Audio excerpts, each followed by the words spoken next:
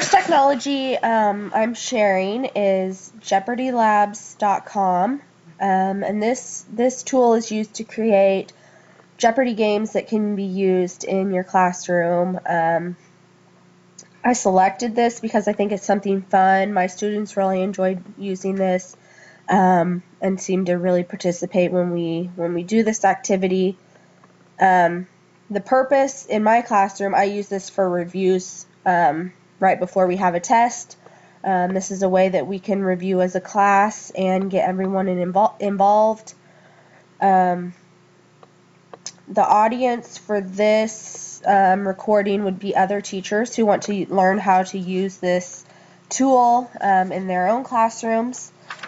And that models ISTE standard for teachers. Number 1D, model collaborative knowledge construction by engaging and learning with students, colleagues, and others in face-to-face and virtual environments.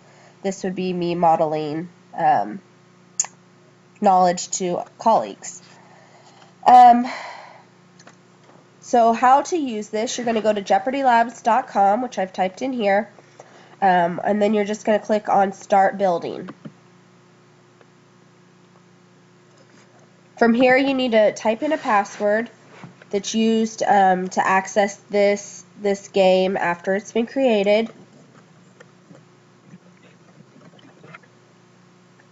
And then hit Start Building. From here, you can put a title for your Jeopardy game. So let's say this is my Unit 1 review game. This is going to be for my banking and finance class. And then I start entering my categories. You could do this different sections of a text or different sections that you've covered, or just make up your own categories.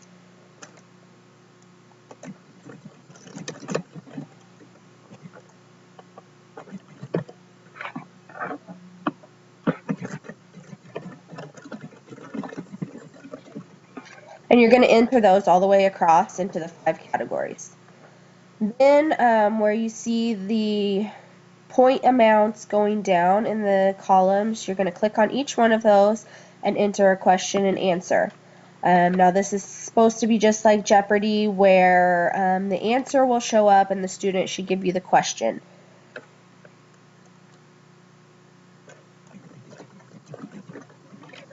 First, you're going to type in the question or the answer to your question, and then the question.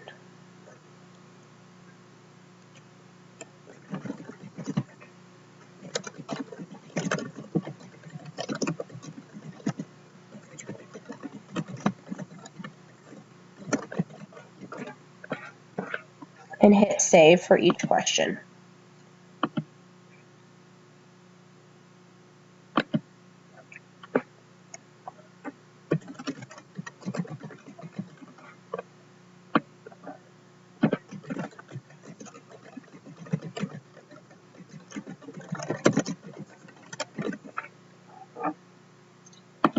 Now, I would go through and put these questions in all the way 100 through 500 for each category.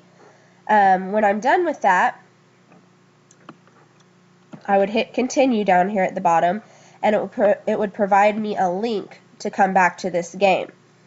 For this website, you don't ever have to set up a account, a password, anything like that as a login. You just create these games and then follow the link to come back to them and provide your password that you set up to access that game. So when I get that link, I always save this just in my Google Drive for each unit that I create one of these games for. You could bookmark these or save them really anywhere you wanted. So here's where I've saved that link for my Unit 1 Banking Review game. So now I can just follow this link.